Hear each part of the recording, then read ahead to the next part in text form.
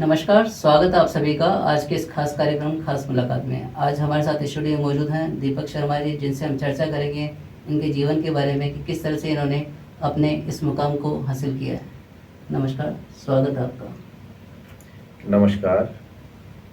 हम आपके शुरुआती जीवन के बारे में जानना चाहेंगे।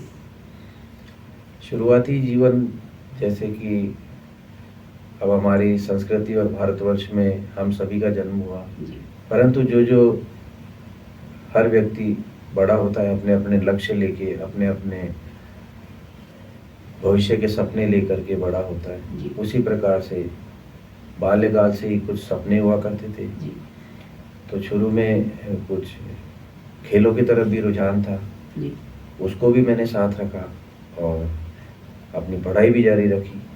पढ़ाई जारी रखने के साथ साथ मुझे एक्स्ट्रा एक्टिविटीज़ करने का काफ़ी शौक़ रहा है जी, और इस स्किल पावर के कारण से मैं बहुत मेहनत किया करता था अदर एक्टिविटीज़ में। अब आते-आते आज इतने समय बाद में ये सारी एक्टिविटियाँ मिलकर के एक कंप्लीट दीपक शर्मा को बनाती है। तो अब शुरुआत में मैं आपको बता दूँ, स्कूलिंग जो है जयपुर ज़िले में हुई। जी, स्कूलिंग के साथ-साथ मैं साइंस का, विज्ञान का स्टूडेंट रहा था और विज्ञान का स्टूडेंट होने के कारण से बिना प्रयोग के, बिना प्रमाण के हम कोई चीज़ पे के रिज़ल्ट पे जा नहीं सकते। तो विज्ञान का छात्र है वो यथार्थ की या बहुत और कोई संभावनाओं की बातों की चर्चा नहीं करता।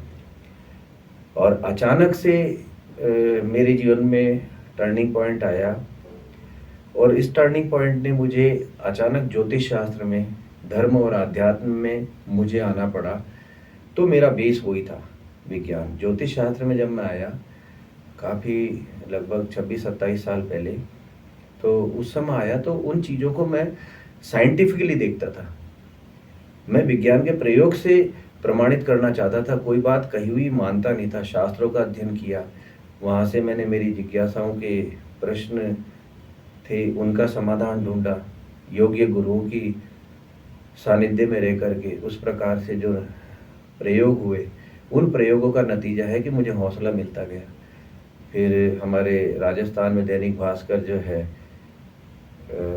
या पत्रिका वगैरह जो और कोई न्यूज़पेपर्स वगैरह हैं, नेशनलाइज़ न्यूज़पेपर है, इन्होंने मुझे इंस्पायर किया क्योंकि उस समय तक ज्योतिष को ये देखा जाता था, ये बात है 2000 से पहले की, कि राशिफल हो जाना या वो इस प्रकार से ज़्यादा इसका प्रचार-प्रसार नहीं था। हम लोगों ने शुरुआत की इसको विभिन्न आयाम दे कर के, कि ज्योतिष में यह भी एक विज्ञान है, इस विज्ञान से हम अपने जीवन के विभिन्न आयामों के बारे में जान सकते हैं, जिनके बारे में लोगों को जागृत करना ज़रूरी है। तो हमने वो विषय न्यूज़पेपर वगैरह विभिन्न माध्यमों से देना प्रारंभ किए, लोग हमसे जुड़ते चले गए। जी, तो आज हम ये मानते हैं कि लोगों ने ही हमें इस स्तर का, चाहे उसको ज्योतिषी कह लो, चाहे विज्ञानी कह लो, चाहे कैसे भी कह लो, उस चीज़ को हम आज यहाँ पे आ गए कि आज एस्ट्रोलॉजी, इतनी माइक्रो एस्ट्रोलॉजी भी लोगों ने स्टार्ट कर ली, जी। जो आने वाले वर्षों में आपको विभिन्न प्रकार के परिणाम देने वाली है। प्रारंभिक शिक्षा के बाद में आपका ज्योतिष विज्ञान और उसके बाद में सरकारी सेवा में आपका रुझान कैसा आया? देखिए, ज्योतिष विज्ञान के जरिए विज्ञान, उसके साथ में मैंने ज्योतिष ऐड की, उसके बाद में फिर लोगों को मैंने विभिन्न प्रकार से करते हुए देखा, जीवन के अनुभव आगे बढ़ते गए।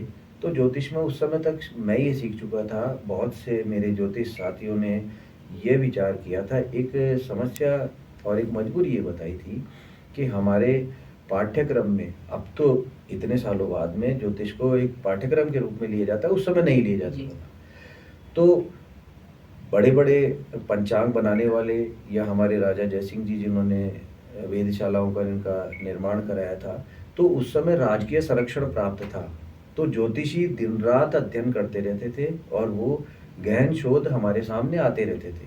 चूँकि देश आज़ाद हो गया उसके बाद में सारी व्यवस्थाएँ हो गई। लेकिन एक ज्योतिषी को कहीं पे भी सरकार की तरफ से कुछ अनुदान वगैरह इत्यादि नहीं दिया जाता। अब जाके भी बहुत सालों के प्रयास से, बहुत से लोगों के प्रयास से ज्योतिष को एक पाठ्यक्रम का दर्जा दिया जाने लगा है। और अब तो उसके बाद में वर्तमान की मुझे जानकारी नहीं है, लेकिन उस समय हमने संघर्ष किया, जो आज परिणाम अच्छे हैं। उसके बाद में फिर इसी प्रश्न ने मुझे उस समय बेचैन किया, तो मैंने विभिन्न प्रकार से देखा कि क्यों न अब इस परिवार के लिए सभी सोचते हैं विभिन्न प्रकार की बिल्कुल। जॉब्स वगैरह के लिए। तो एक सिक्योरिटी फीचर्स के हिसाब से मैंने विभिन्न एग्ज़ाम वगैरह फाइट किए, और एक आज सरकारी नौकरी में सफल होकर के एक सरकारी नौकरी भी कर रहा हूँ। बहुत बढ़िया। ज्योतिष शास्त्र के साथ साथ मुझे सरकारी सेवाएं भी करनी पड़ रही हैं।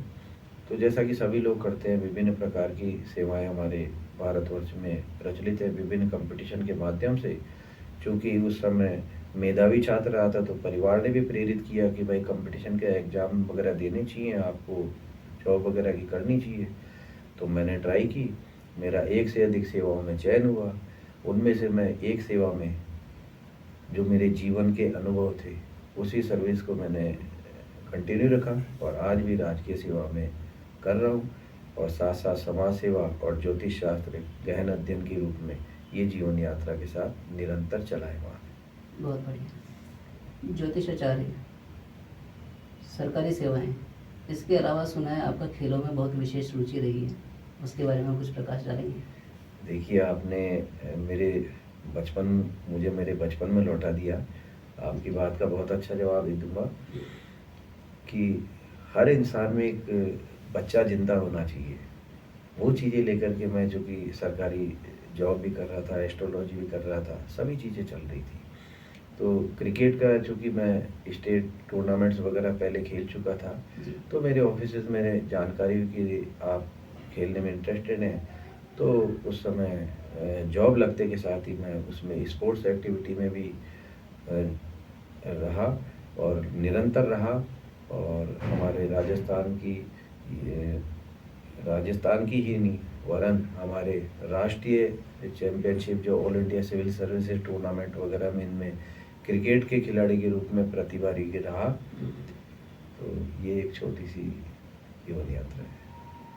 छोटा सा नहीं, इसमें हमने सुना है कि शायद आपने काफ़ी अवार्ड्स और काफ़ी अपनी हाँ।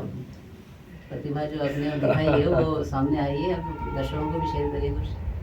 हाँ, शुरुआत के दौर में जो टूर्नामेंट, मैंने जब नौकरी लगते ही मुझे मेरे बारे में विभाग के मेरे सीनियर्स लोगों ने कहा कि भाई आप इच्छुक है, तो मैं गया। उन्होंने मुझे खिलाया। तो संयोग से कि वो पहला ही टूर्नामेंट था जिसमें 2 मैचों में मैंने लगातार हैट्रिक ली, और उससे फिर आगे बढ़ता गया। और 11-12 से फिर तो सफलताओं का दौर था। हमने यहाँ पे राजधानी जयपुर में अंतर विभागीय क्रिकेट प्रतियोगिताएं वगैरह काफ़ी कुछ आयोजित हुई। तो हम 2012 में चैंपियन बने, और चैंपियन बन के और कप लेके आए, और फिर सिविल सर्विसेज तक में भी थे। तो जयपुर संभाग को लगातार है ना चैंपियनशिप जिता के लेके आए। तो ये बहुत अच्छा अनुभव रहा। ज्योतिष और वास्तु से रिलेटेड आपके कुछ अनुभव जो साझा कर सकते हैं अपने दर्शकों के साथ में आप? देखिए, ज्योतिष शास्त्र अपने आप में नक्षत्र विज्ञान से निकला हुआ शास्त्र है, और ज्योतिष के साथ में विज्ञान जुड़ा हुआ है। तो ये विज्ञान का शोधार्थी यहाँ पे भी पीछे नहीं हटा, और निरंतर हमारी टीम लेकर के, और उसमें काफ़ी हमने योगदान किया, मिलके काम किया। और दिन रात के अथक मेहनत के बाद में कुछ राष्ट्रीय संस्थाएं थी, और ज्योतिष के सेमिनार वगैरह काशी, वाराणसी, उज्जैन इत्यादि में, इनमें आते रहे और अपने अनुभव शेयर करते रहे। ज्योतिष शास्त्र में आज स्थिति ये हो गई, अब चूँकि कोरोना काल हमने देखा ही है रिसेंटली, तो चिकित्सा विज्ञान के ऊपर जो था, इसमें बहुत अच्छा काम हुआ है। और अब तो लोग बाग ज्योतिष को एक काउंसलर की तरह मानने लगे हैं, और बहुत अच्छी सलाह है। और ज्योतिष शास्त्र अब ऑनलाइन आने लग गया। नई पीढ़ी के जो है हमारे एस्ट्रोलॉजर, वो बहुतायत संख्या में बहुत अच्छा काम कर रहे हैं। जी। और इसी प्रकार वास्तु को लेकर के हैं।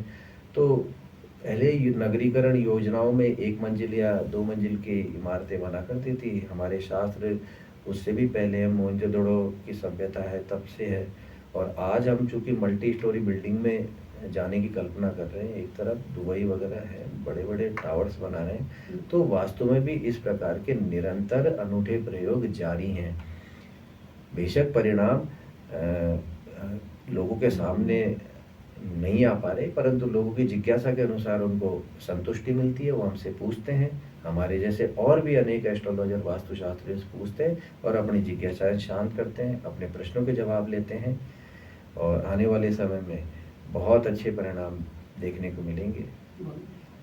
क्या वास्तु में समय के हिसाब से बदलाव करना चाहिए कि पुराने ज़माने के हिसाब से जो वास्तु होता था, जो पहले बना दिया जाता था लोगों ने, उसके हिसाब से रह लेते थे, और आज का जो वास्तु का ट्रेंड देखा जा रहा है, वास्तु का पहले में अब में बदलाव होना चाहिए वास्तव में? देखिए, आपने बहुत इम्पोर्टेंट प्रश्न पूछा है। वास्तु में वास्तुशास्त्र की हम बात करें तो बदलाव समय के अनुसार निरंतर आते रहे हैं और आते रहेंगे। हमें बेशक ये देखना होगा कि बेसिक प्रिंसिपल्स जो हैं, वास्तु के बेसिक नियम हैं, उनको फॉलो करते हुए हम नवीनता की ओर जाते हैं, तो ये वास्तुशास्त्र सम्मत होगा, शास्त्र के अकॉर्डिंग होगा और नियम संगत है। इसलिए वह बदलाव आते रहेंगे। और पहले ज़माने में हम 1 मंजिला 2 मंजिला पत्थरों का इनका प्रयोग ज़्यादा किया करते थे। अब मल्टी स्टोरी बिल्डिंग है, नए नए जो हैं विज्ञान के प्रयोगों से हमें ऐसे ऐसे फाइबर्स वगैरह मिलने लगे हैं। हमारे घरों की जो ग्रेनाइट है, टाइल्स वगैरह, इनमें इतना ज़्यादा कहते हैं विकास हुआ है कि हमें ऐसे ऐसे चीज़ें मिली हैं कि वो चीज़ हम अपने वास्तु में वेलकम करना चाहेंगे। हर समय से होता है जी। इसलिए हम वास्तु में वास्तुशास्त्र के बारे में कह सकते हैं, नवीनता को हमेशा वेलकम कहा गया है वास्तु में। पुरातन काल में मैं मातम है, हमारे भगवान विश्वकर्मा सबसे पहले वास्तुशास्त्री थे, उनके बारे में दुनिया जानती है। तो क्या हम ये मान के चलते हैं कि 3 महीने पहले किसी ने वास्तुशास्त्र सीखा हो और उसके विचार आएंगे तो क्या हम स्वीकार नहीं करेंगे?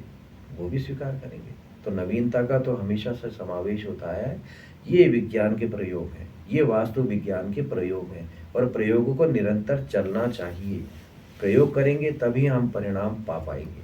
जी, बिल्कुल। ज्योतिष वास्तु के साथ साथ राशिफल के अंदर लोगों का रुझान काफ़ी है। काफ़ी लोग सवेरे उठ के पेपर देखते हैं, उसके अंदर देखते हैं कि आज की राशि क्या है, तो वो वास्तव में कुछ राशि का कुछ उसमें होता है या भ्रांतियाँ ही हैं लोगों की? उसके ऊपर कुछ आप प्रकाश डालेंगे? आपने राशिफल की जहाँ तक बात की, तो हर व्यक्ति अपना फल देखना चाहेगा, चाहे वो न्यूज़पेपर में हो, चाहे सुबह किसी चैनल में किसी ज्योतिषी के द्वारा अपनी राशि के बारे में जानकारी हो, वह गौर से सुनेगा। बिल्कुल। तो ये बिल्कुल ठीक है, कोई गलत नहीं है।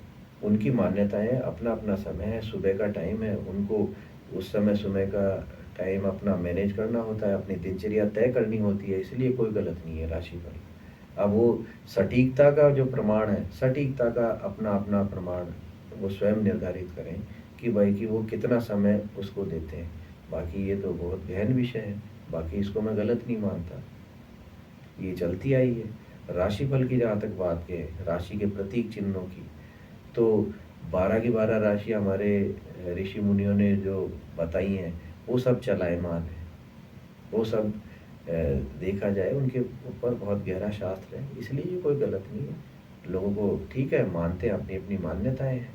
क्यों? मन होगा, मन वो हृदय में बसेगा, हृदय में बसेगा तो जिज्ञासाएं उत्पन्न होगी, जिज्ञासा उत्पन्न होगी तो हमारे सवाल जवाब चालू होंगे, और जिज्ञासाएं हैं तो आप और हम दोनों यहाँ बैठे हैं। बिल्कुल, बहुत बढ़िया। वास्तुशास्त्री, ज्योतिषी, सरकारी सेवा और खेल कूद के प्रतियोगिताओं में आप रहते हुए समाज सेवा में आपका किस तरह से रुझान है?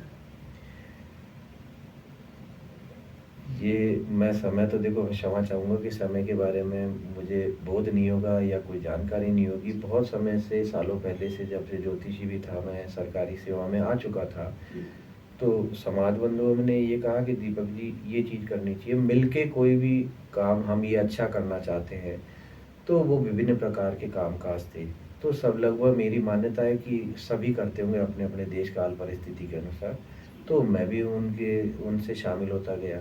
कभी कोई छोटी सी कोई चैरिटी होती है या कोई प्रोग्राम होता है या कोई गरीब बच्चे के फीस के बारे में, उसको पढ़ाने लिखाने के बारे में, इस प्रकार की जो चर्चाएं होती तो मैं उन लोगों से मिलता गया। धीरे धीरे वो चीज़ें ऐसी हुई कि हमारा एक संगठन बन गया। तो उन लोगों ने फिर आगे दायित्व भी उस हिसाब से हमें देने लग गए। तो दायित्व सबसे पहले घर का दायित्व छोड़ के बाहर का दायित्व आया, फिर रास्ते मोहल्लों का, शहर का दायित्व आया। तो फिर जांगीड़ ब्राह्मण महासभा ने तात्कालीन जो प्रधान जी थे, उन्होंने मुझे इस सेवा के लिए कहा। तो मैं सहर्ष तैयार हो गया सेवा देने के लिए, क्योंकि मानव सेवा मेरा जीवन का परम लक्ष्य है। तो इस अनुसार मैं हर प्रकार की सेवाएं करता चला गया और लगातार आज भी वो सेवाएं आज भी जारी हैं। विभिन्न प्रकार के हैं, रक्तदान इत्यादि वगैरह, ये सेवाएं लगातार शुरू हैं। बिल्कुल, सुना है आपने। रक्तदान की बात करते हैं तो सबसे पहले नाम जयपुर में अपना ही आता है। तो इसके ऊपर कुछ प्रकाश डालेंगे? कितना हमने सुना है काफ़ी जगह जहाँ बात आती है वहाँ ठीक है दीपक जी का, उनका भी आया है नाम। तो उसके बारे में आप बताएं थोड़ा सा।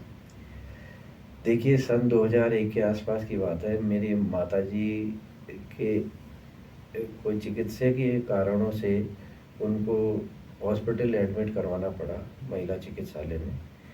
और हम चूँकि हमारे माता पिता के 2 भाई थे और राज की सेवा में भी था, तो कुछ रक्त की ऐसी आवश्यकता हुई। तो हमने कहा भाई ठीक है, दोनों भाई हमने दे दिया। उससे फिर एक मन में प्रेरणा हुई, क्यों ना हम रक्त एक बार दे दिया तो हम इस चीज़ को निरंतर चालू नहीं कर सकते क्या? तो अब 1 से 2 हुए, 2 से 4 हुए, 4 से 5 हुए। फिर विभिन्न प्रकार से हमारी ये टीम भी मुझे स्वयं को प्रेरित करना शुरू कर दिया। और प्रेरित करते करते मुझे पता नहीं चला, बीच में काफ़ी दौर आए, कभी ये चीज़, लेकिन करते करते आज विगत 14 अक्टूबर 2022 को मैंने जीवन का 74वां रक्तदान किया है। बहुत बढ़िया। 74वां। बिल्कुल। और 100 बार के लिए जैन कोई रोटरी क्लब है, एक जैन सोशल रोटरी क्लब, जिसमें मेरे मित्र इत्यादि हैं, उनको मैंने ये कहा है कि यदि अगर 100वां रक्तदान हुआ तो मैं आपके क्लब में आके रक्तदान करके जाऊंगा। बहुत बढ़िया, बहुत बढ़िया। समाज के वर्तमान परिप्रेक्ष्य में आपके हिसाब से क्या क्या बदलाव होने चाहिए? देखिए, समाज के काफ़ी बदलाव होते रहे हैं और मुझे एक चीज़ ये लगती है कि समाज में नए जो नवीनतम विज्ञान के प्रयोग हैं, इनका समावेश करते हुए योजनाएं बननी चाहिए। चाहे वो शहरीकरण हो, चाहे हमारा कहते हैं कि व्यक्तित्व का विकास हो, इन चीज़ों का समावेश करके हो, जिससे हमारे युवा वर्ग को मोटिवेशन मिले। युवाओं को अवसर नहीं मिलेंगे तो कोई भी समाज तरक्की नहीं कर पाएगा।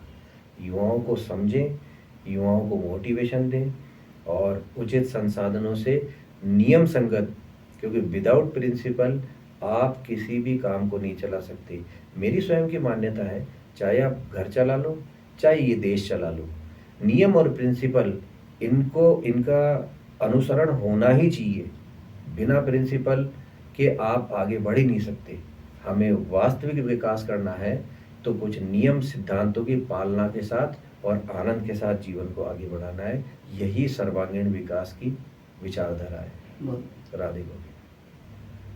बंधुओं, आज हमने सामाजिक में कई अहम बातें जानी, जिनके लिए आपका बहुत बहुत धन्यवाद। नमस्कार। राधे गोविंद।